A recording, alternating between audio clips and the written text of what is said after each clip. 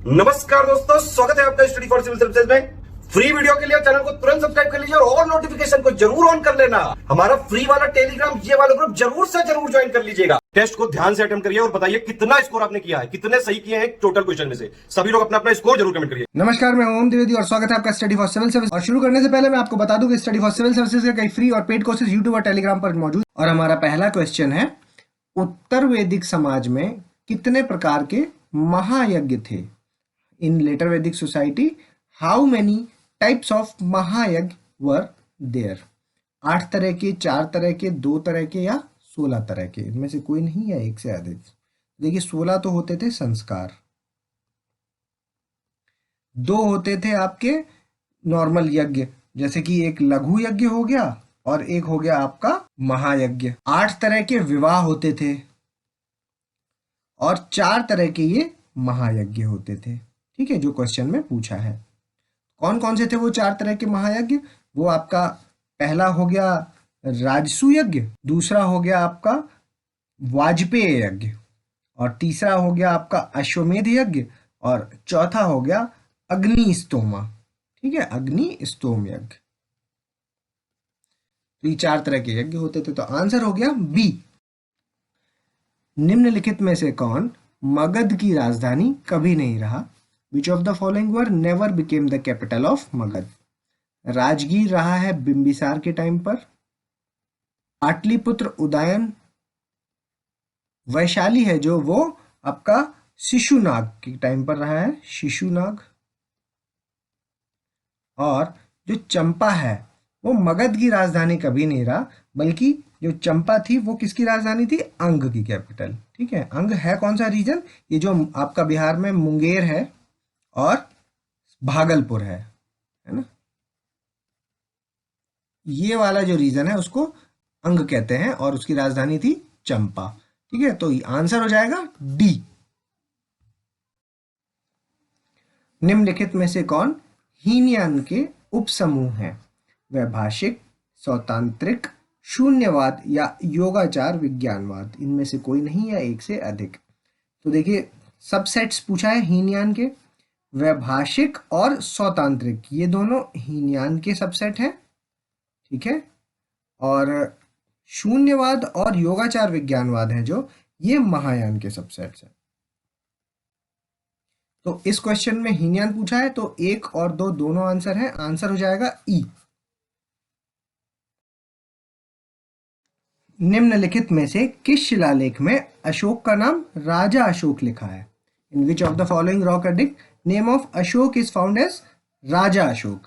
मस्की में, गुर्जरा में, निट्टूर में या उदयगोलम में? तो देखिए, मस्की में है जो वो क्या लिखा हुआ है? अशोक लिखा है वहां पर। ठीक है, और गुर्जरा है जो गुर्जरा रॉक एडिक्ट है, माइनर रॉक एडिक्ट, वहां पर क्या लिखा है? देवनाम प्रिय अशोक राजा।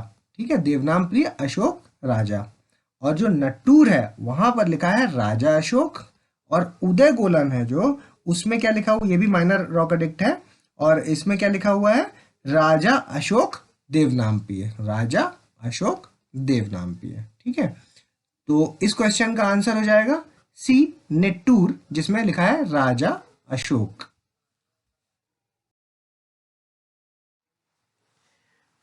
निम्नलिखित में से कौन सही ढंग से मेल नहीं खाता? ठीक है, रॉन्ग वाला बताना है। राष्ट्रकूट, दंतीदुर्ग, चौहान, वासुदेव, चालुक्य, मूलराज वन, चंदेल, वीर सिंह बुंदेला? या इनमें से कोई नहीं है, एक से अधिक? देखिए, इस क्वेश्चन का आंसर होगा डी, क्योंकि ये गलत है। चंदेल संस्थापक कौन थे? वो थे नन्नुक चंदेल। Answer D. चोल साम्राज्य के बारे में निम्नलिखित में से कौन सा सही वाला बताना है?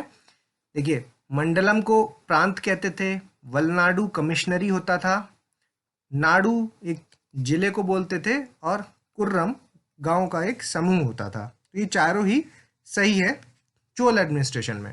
ठीक है, तो आंसर हो जाएगा ई। शेरशाह सूरी के बारे में क्या सही है? ठीक है, देखिए, उसने चौसा के युद्ध जो कि 1540 में हुआ उसमें हुमायूं को हराया था। उसने 1546 में मालवा पर कब्जा कर लिया। उसने रुपया नामक सिक्का जारी किया या उसने सासाराम में पुराना किला बनवाया? देखिए, ये जो पुराना किला था ये सासाराम में नहीं, दिल्ली में बनवाया है, तो ये वाला गलत हो गया। उसके बाद उसने चौसा के युद्ध में 1540 में हुमायूं को हराया था, ये 1540 में नहीं, ये चौसा का जो युद्ध था वो हुआ था 1539 में, और जो 1540 में हुआ था वो था बैटल ऑफ कन्नौज। ठीक है, और 1546 में मालवा पर कब्जा किया, तो ये स्टेटमेंट भी गलत है, क्योंकि जो शेरशाह का टाइम पीरियड है वो है 1540 से 45, और यहाँ पे 46 लिखा है, तो ये भी गलत हो गया। इसमें ये रुपया वाला ये स्टेटमेंट सही है, आंसर हो जाएगा सी। बालाजी बाजीराव के उत्तराधिकारियों की व्यवस्था करें। माधवराव, नारायण राव, सवाई माधवराव या बाजीराव द्वितीय।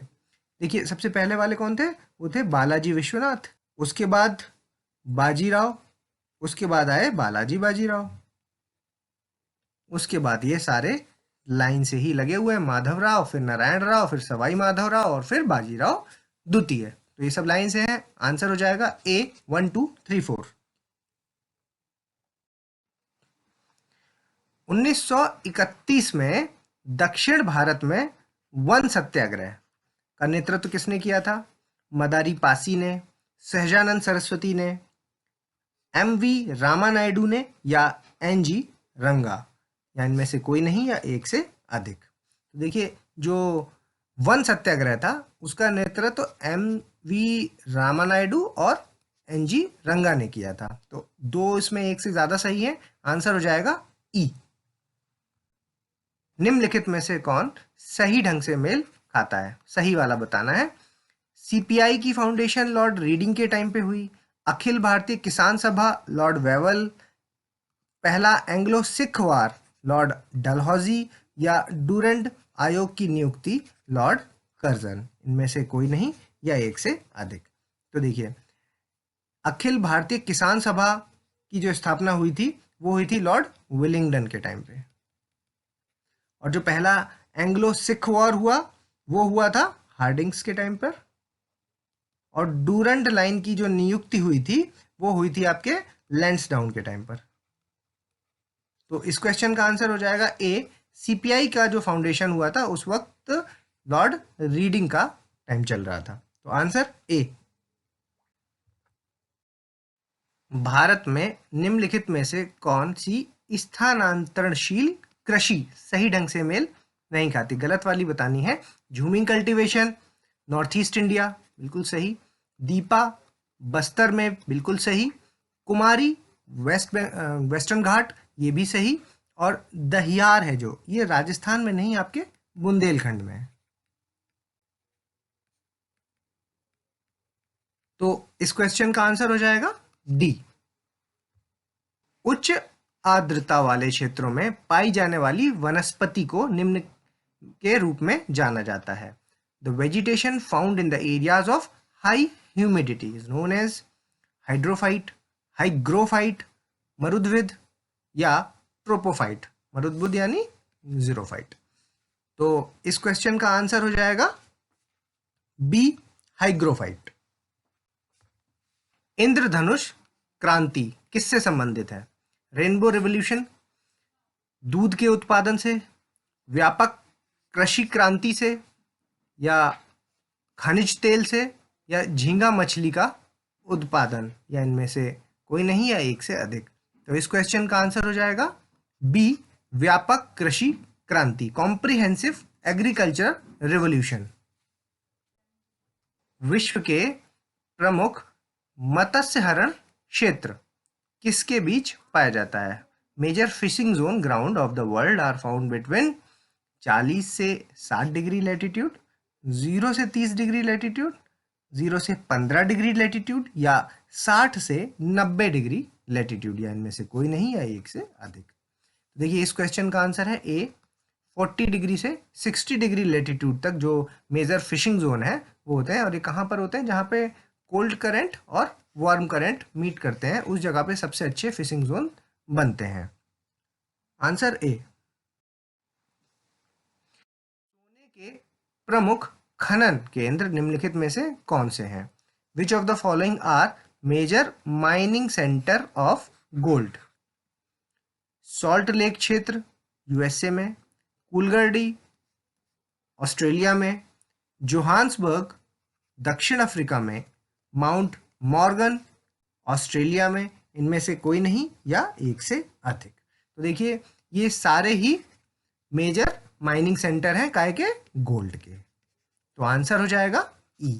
अगर याद है तो बहुत अच्छी बात, नहीं है तो याद रखिएगा इनको। निम्नलिखित में से कौन सी जनजाति कालाहारी मरुस्थलीय क्षेत्र से संबंधित है, यानी कालाहारी डेजर्ट रीजन से रिलेटेड है? देखिए, पिग्मी जनजाति, बोरो जनजाति, सकई और बुशमैन, इनमें से कोई नहीं है एक से अधिक। तो कालाहारी डेजर्ट से बुशमैन, आंसर डी। और बुशमैन कहाँ कहाँ? एक तो ये कालाहारी हो गया, उसके बाद लोसोथो, नेटल प्रोविंस और आपका जिम्बाब्वे। तो इस क्वेश्चन का आंसर डी। महावेली गंगा निम्न में से किस देश में बहती है? भूटान में, नेपाल में, श्रीलंका या म्यांमार, इनमें से कोई नहीं है एक से अधिक। तो महावेली गंगा है आपकी श्रीलंका, आंसर सी। निम्नलिखित में से कौन सी नदी ब्रह्मगिरी पहाड़ियों से निकलती है? कृष्णा, कावेरी, महानदी, गोदावरी, इनमें से कोई नहीं या एक से अधिक। देखिए इस क्वेश्चन का आंसर हो जाएगा बी, कावेरी है जो वो ब्रह्मगिरी पहाड़ियों से है।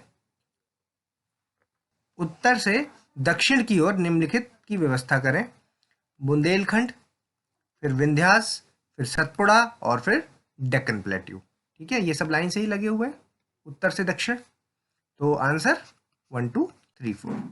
थेन बांध परियोजना किस नदी पर है? सिंधु नदी पर, रावी नदी पर, सतलज पर या झेलम नदी पर, इनमें से कोई नहीं या एक से अधिक। तो देखिए इस क्वेश्चन का आंसर है रावी नदी पर, और इसको क्या कहते हैं? रंजीत सागर डैम भी कहते हैं।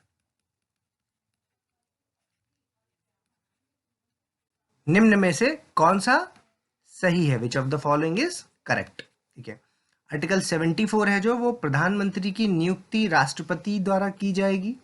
आर्टिकल 75 राष्ट्रपति को सहायता और सलाह देने के लिए मंत्रिपरिषद होगी। आर्टिकल 78 राष्ट्रपति को सूचना प्रस्तुत करने के लिए प्रधानमंत्री के कर्तव्य, या आर्टिकल 67 राष्ट्रपति को हटाने से संबंधित है। इनमें से कोई नहीं या एक से अधिक। देखिए इस क्वेश्चन का आंसर होगा सी, आर्टिकल 78 राष्ट्रपति को सूचना प्रस्तुत करने के लिए प्रधानमंत्री के कर्तव्य, और आर्टिकल जो 74 है वो है राष्ट्रपति को सहायता और सलाह देने के लिए मंत्रिपरिषद होगी। There shall be a council of minister to aid and advise the president. उसके अलावा आर्टिकल 75 है जो वो प्रधानमंत्री की नियुक्ति राष्ट्रपति द्वारा की जाएगी। The prime minister shall be appointed by the president, answer C. और इसमें ये आर्टिकल 67 है जो ये राष्ट्रपति को हटाने से रिलेटेड नहीं है, ये वाइस प्रेसिडेंट को हटाने से रिलेटेड, आंसर सी।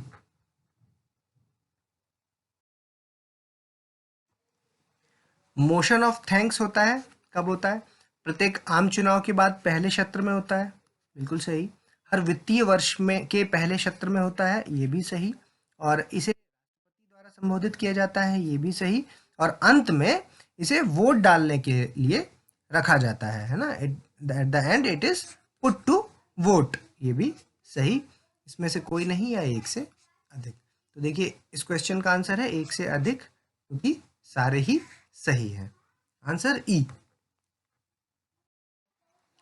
आपातकाल की घोषणा संसद के दोनों सदनों द्वारा अनुमोदित की जानी चाहिए। 1 दिन के भीतर, 3 दिन के भीतर, 1 महीने के भीतर या 6 महीने के भीतर, इनमें से कोई नहीं या एक से अधिक। देखिए इस क्वेश्चन का आंसर हो जाएगा सी, 1 महीने के भीतर।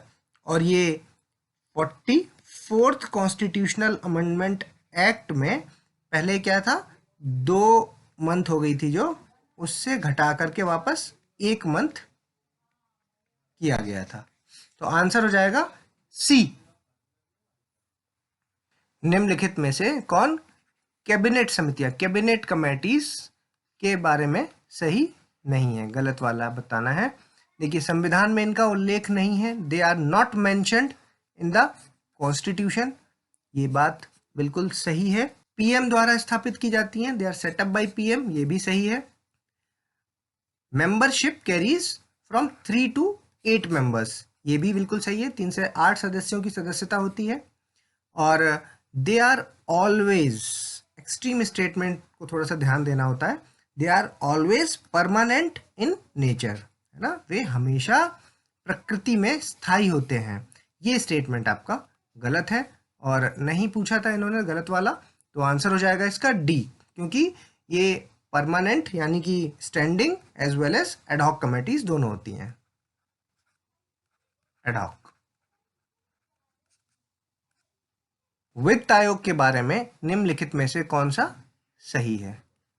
ठीक है, फाइनेंस कमीशन के बारे में सही वाला बताना है। तो देखिए, यह एक अर्ध न्यायिक संस्था है, क्वासी जुडिशियल बॉडी, ये बिल्कुल सही स्टेटमेंट है। इसमें अध्यक्ष और 4 अन्य सदस्य होते हैं, ये भी बिल्कुल सही है। और नियुक्ति है जो वो राष्ट्रपति के द्वारा की जाती है, ये भी सही। और इसका जो उल्लेख है 280 में है, ये भी सही। तो आंसर हो जाएगा ई। अनुसूचित जाति के लिए राष्ट्रीय आयोग है संविधिक निकाय, स्टैट्यूटरी बॉडी, तो ये तो गलत हो गया क्योंकि इसका तो आर्टिकल है, आर्टिकल 338 जो होगी कॉन्स्टिट्यूशनल बॉडी है। इसमें सिविल कोर्ट की शक्ति है, it has the power of civil court, ये बिल्कुल सही स्टेटमेंट है। इसके अलावा यह 2 सदस्यीय संस्था है, तो नहीं, ये एक मल्टी मेंबर बॉडी है जिसमें कि एक चेयरमैन होता है, एक वाइस चेयरमैन होता है और 3 मेंबर्स होते हैं। और इनका अपॉइंटमेंट कौन करता है? इनको प्रेसिडेंट अपॉइंट करते हैं। वे अपने कार्यों के लिए गृह मंत्री को रिपोर्ट करते हैं, तो ये स्टेटमेंट भी गलत है क्योंकि वो प्रेसिडेंट को रिपोर्ट करते हैं। उनमें से कोई नहीं, एक से अधिक, तो ये गलत और ये भी गलत। Answer B.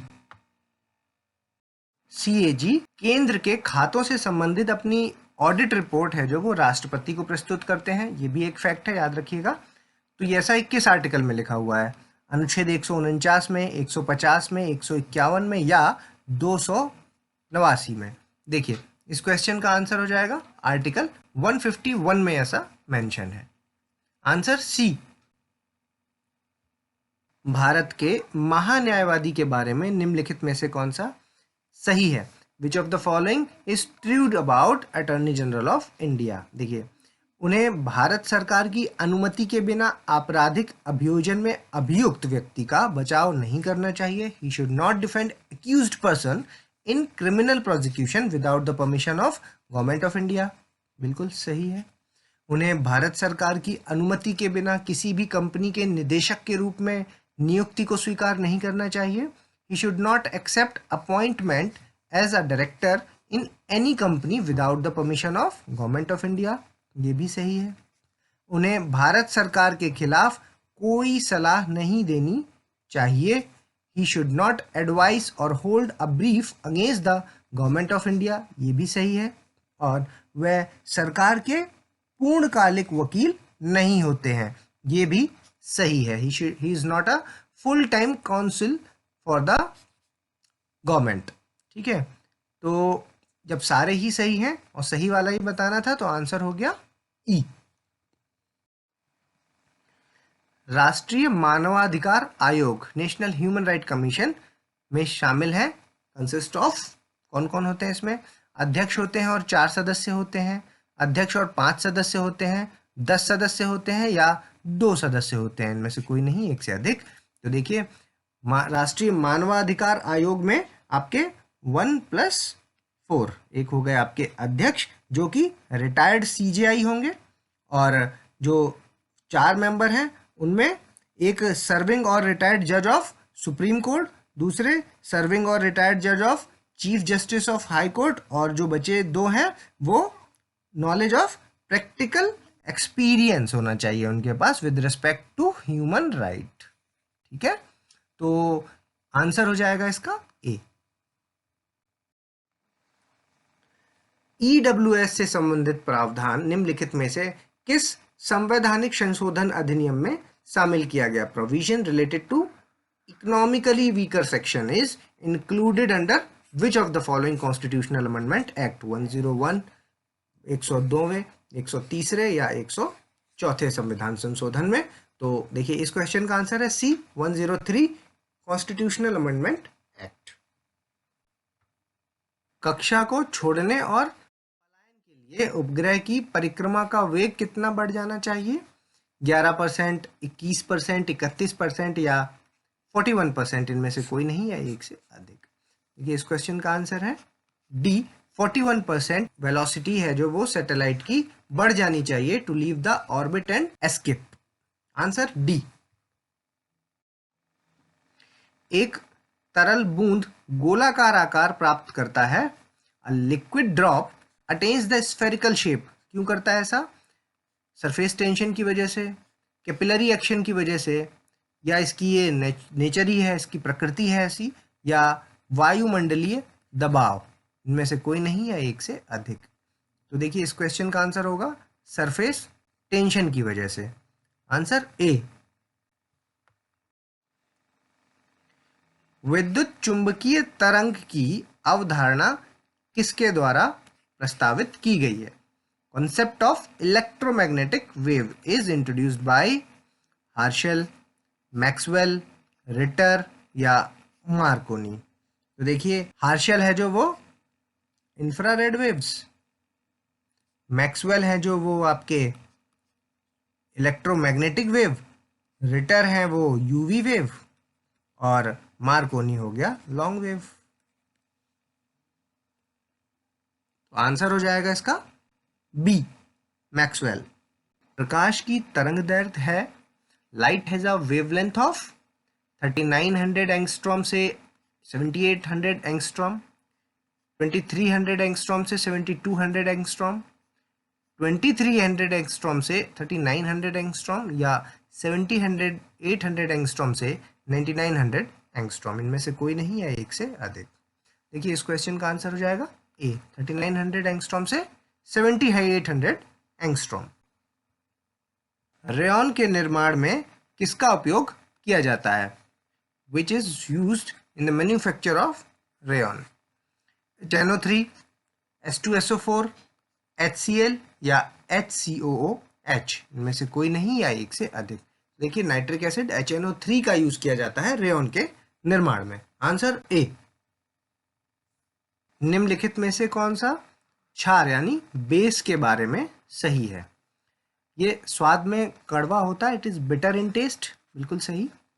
It turns red litmus into blue, ये भी बिल्कुल सही, लाल लिटमस पेपर को नीले रंग में बदलता है। इट कैन डोनेट इलेक्ट्रॉन्स और it can accept proton, proton को स्वीकार कर सकता है। इनमें से कोई नहीं है, एक से अधिक। तो देखिए इस क्वेश्चन का आंसर होगा ई, ये सभी बेस की प्रॉपर्टीज है। आंसर ई। दंत walk tooth enamel, calcium chloride, calcium phosphate, sodium chloride या सोडियम फॉस्फेट? इनमें से कोई नहीं या एक से अधिक। तो देखिए इस क्वेश्चन का आंसर हो जाएगा calcium phosphate.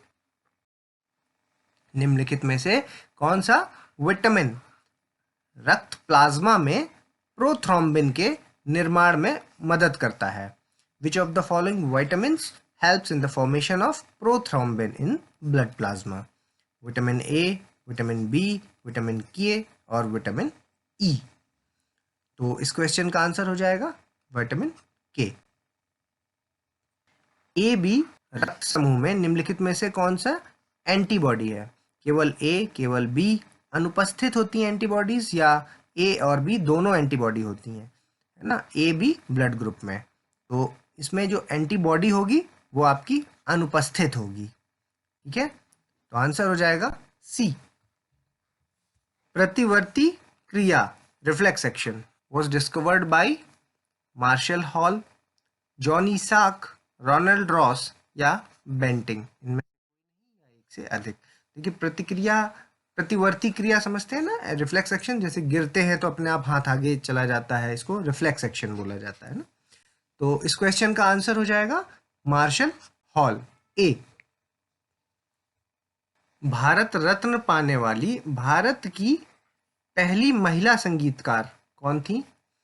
M Subbulakshmi, Lata Mangeshkar, Asha Bhosle या श्रेया घोषाल, इनमें से कोई नहीं या एक से अधिक। देखिए इस क्वेश्चन का आंसर है एम सुब्बुलक्ष्मी, ए। निम्नलिखित में से कौन सही ढंग से मेल खाता है? देखिए इस करेक्ट वाला बताना है। Imperial palace Tokyo, statue of liberty New York, Kremlin Moscow और ताजमहल आगरा। ये कुछ इंपॉर्टेंट मॉन्यूमेंट्स हैं और इनकी ये प्लेसेस हैं, ठीक है, और ये सभी सही मैच्ड है, तो आंसर हो जाएगा ई। किस देश के निचले सदन लोअर हाउस को बुंडस्टैग के नाम से जाना जाता है? ईरान के, जर्मनी के, डेनमार्क के या स्पेन के में से कोई नहीं है एक से अधिक। देखिए इस क्वेश्चन का आंसर हो जाएगा जर्मनी, बी। यूएनओ के निम्नलिखित महासचिवों में से कौन उनके देश के साथ मेल खाता है? देखिए ट्रिगवेली ये फर्स्ट थे, ये नॉर्वे के थे, सही है। बुतरस घाली ये मिस्र के, ये भी एकदम सही है, ये अफ्रीकन कंट्री के फर्स्ट थे।